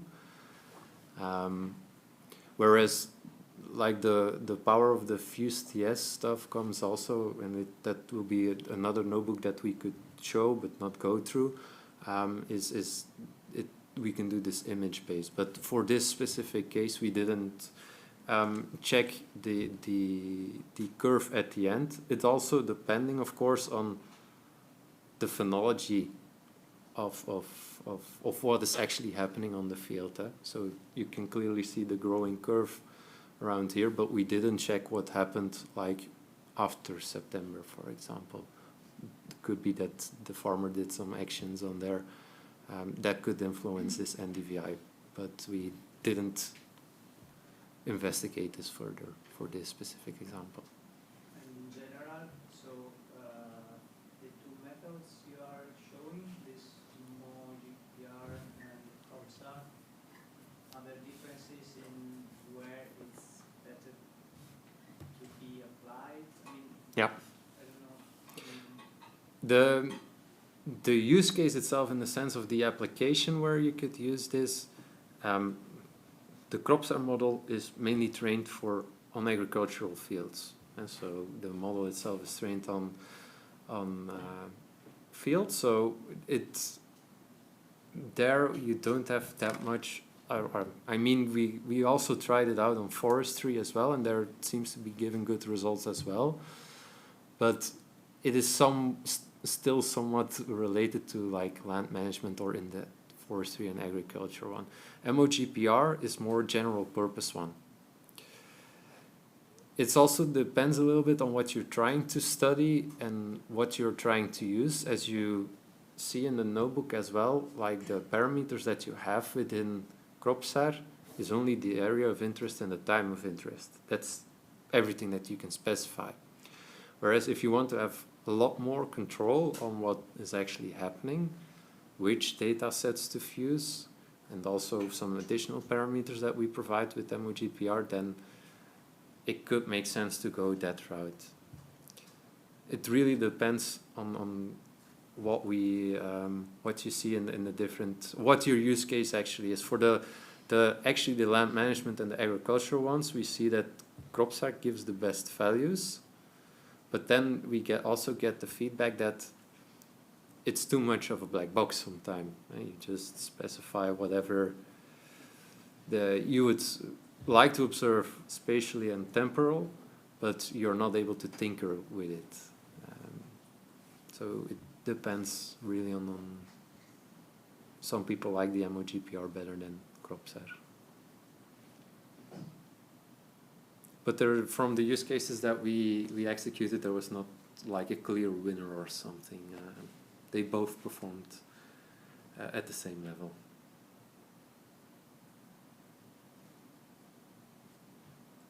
Okay. So right now, you are just predicting one image with the other. Have you ever tried to use the Sentinel-1 polarizations to predict for example, Sentinel-2 bands, for example? Or to only use Sentinel-1, you mean? Yeah, it's kind of. I probably this is something that is weird or that not really makes sense because you cannot get 5 from 2. Mm-hmm. The information is simply not there. Yeah. But I'm wondering what happens when you try to force the method to do that kind of thing. Well, the tests that we did were with Sentinel-1 and Sentinel-2, so the obvious one to fuse. We also did some tests for Sentinel-1 and Sentinel-2 and Sentinel-3 as well, fusing them. It like gets a result, but we were testing it for these land management activities, and due to the resolution, it's it's not possible to detect like these small kinds of changes with fusing them. I mean, it got a result, so it generated a fuse time series, but for the use cases that we've tested out, it was already pretty difficult, if not impossible, with Sentinel-1 and Sentinel-2. So with Sentinel-2 and Sentinel-3, we didn't get any good result. But then again, it depends on whatever you're trying to do, right? So the model, at least for MOGPR CropSAR, it's not a possibility because there you cannot choose. But for MOGPR, you can feed it like everything and anything, and it will generate some output for you. Okay, so maybe we can go back to the concluding slides, I guess. Some of the. Yeah, there were only two things that we wanted to mention. Is that you already noticed, of course, we are working with open source technology here. OpenAO is fully open source, as well as the FuseTS. So if you would like to contribute, you're always welcome. And we follow like the same principles that every open source repository is promoting. So if you want to contribute, feel free. And then the last thing is again a repetition of the create your own service. So if you're experimenting with OpenAO and you're building something interesting that you want to share with the world, there is the concept of this user-defined processes, where if you build your code in OpenAO, there is like one single line of code that you can add. There are a lot of examples in here. There is the last line of code that you see right here. You can save the process that you've been building as a user-defined function and make it public.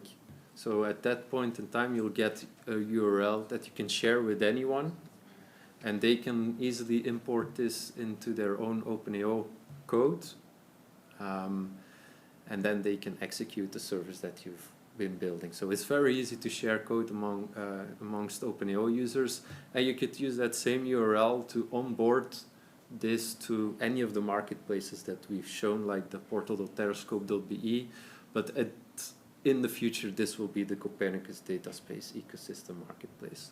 And it's open for everyone, so you can put on there whatever you would like to share with anyone. So there's no onboarding or how do I say it? You don't need to be approved or something. You can just put it on there. And that would conclude everything for the hands-on exercise. Maybe one other notebook to show that could be interesting, because right now we have shown you how to do everything with FuseTS and then executing it locally. I'm just going to show you like one last notebook. We're not going to go through it because it will probably take too much time, although everyone has already passed the most difficult step, or not all of you, but the authentication. Let me quickly. I just had a very basic question maybe. Apart from Sentinel, can I use my own SAR data for CropSAR?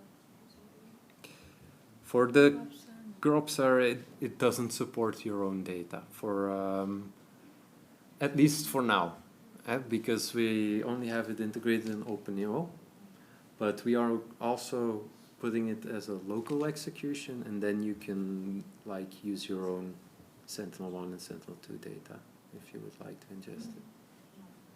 Or Don't have the data on Sentinel. if you don't. Have SAR data on Sentinel, then can I use it? No, it's based on those two collections. Yeah. Is it possible to use SMC data from Sentinel-1 also, or it's planned to do this? For the CropSAR algorithm, or No, in general, the MOGPR, you can feed anything. So if you want to use SLC data, you can put it in there as well.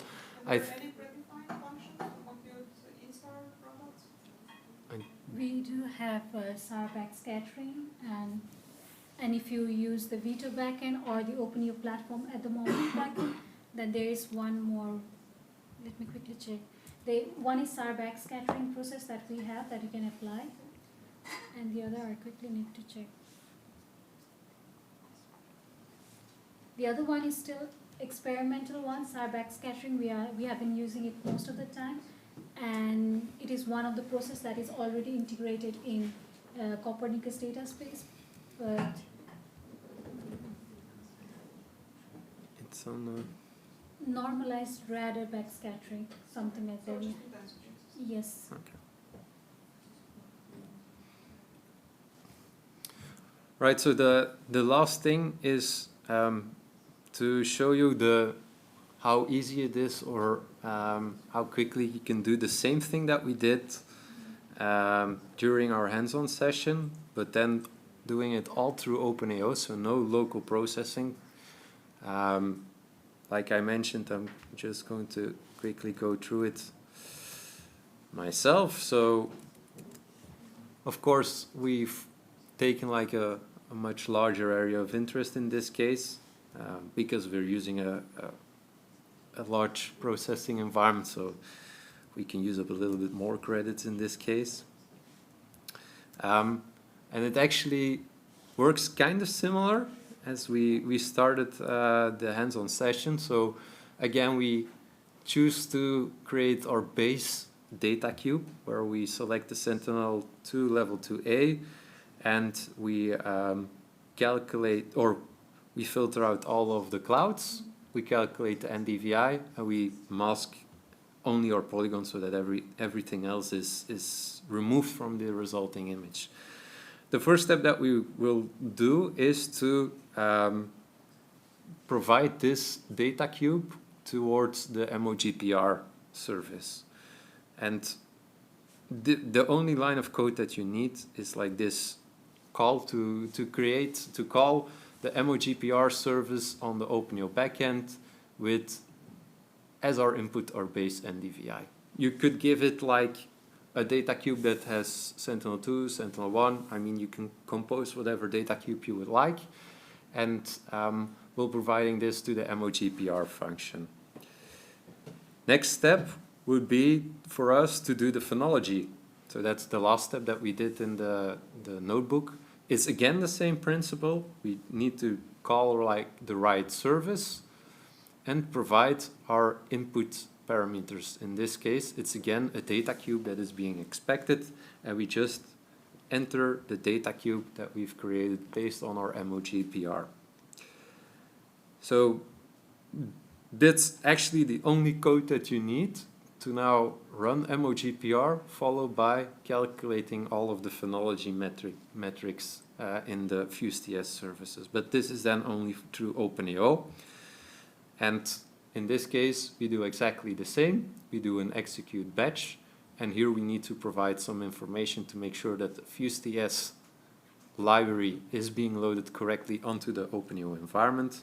And in this case, within you see that it has been queuing for 2 minutes, and then after 9 minutes or 7 minutes later, we get the result, and we visualize the result in here. So this is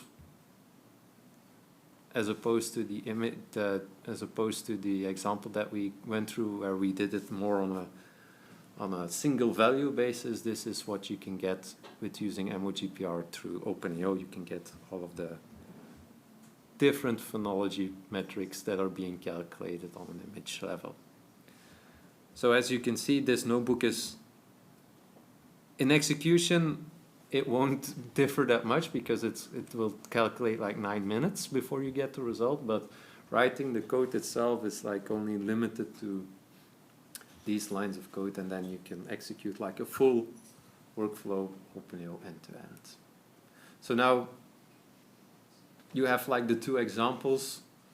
The first one where we went through it and executed all locally, and then secondly an example of how to use these functions in through OpenAO. And we have like notebook examples on all of those, how to do every service in locally, how to do every service through OpenAO, and we also have a notebook on doing a full workflow with MOGPR and with CropStar as well, all within the GitHub repository. And that pretty much sums up the tutorial for today, so I don't know whether there are any questions from you guys to discuss.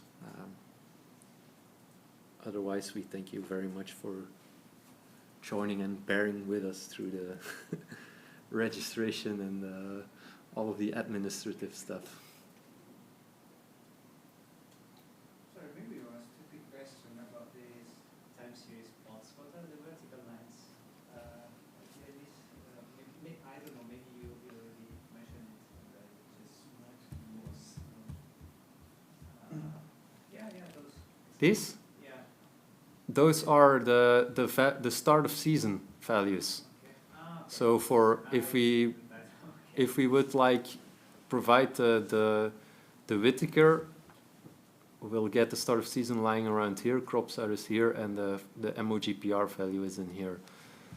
So it's again to like showcase that we don't provide like a solution to a problem.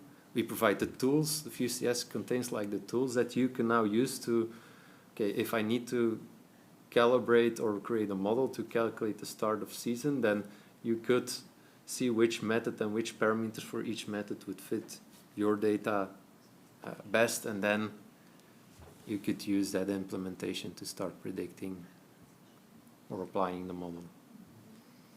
But as you can see, it can vary. One is in the somewhere in January, and the other is like mid-March. Yeah. Exactly.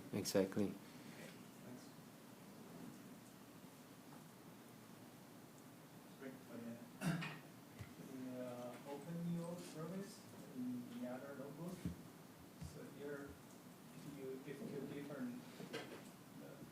it could different services, like for example MOGPR for the MCS fusion.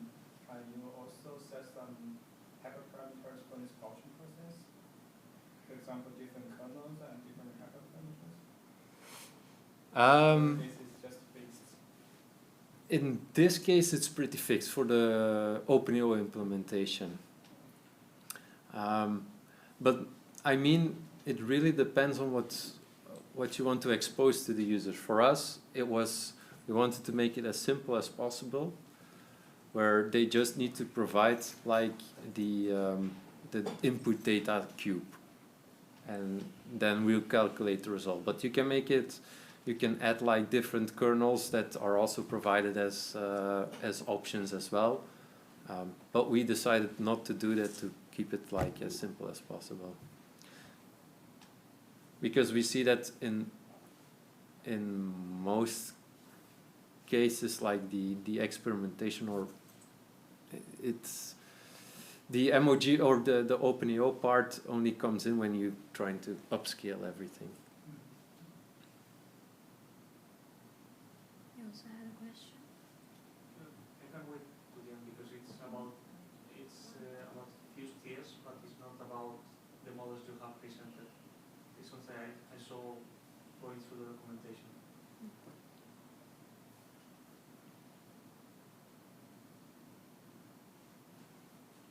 Anyone else have any question? Notice that for CropStar, the code is under a different license than for the rest. Yeah. Is that kind of because of the CropStar project and how it was? Yeah. It's a separate project that is running outside of AI for Food. It's actually something that we've been building within Tito ourselves, which means that we need to some things aren't able to be reproduced or reused in certain situations, but For example, the crops the main thing is about the training of the model, which won't be included in the AI for Food project, but the inference part will be done. Thank you. Okay, in that case, thank you everyone for joining. Yeah. It was nice that you all were here and we have you. And if you have any questions around OpenAO, there will be the Copernicus booth, a data space ecosystem booth, where we'll probably hang around and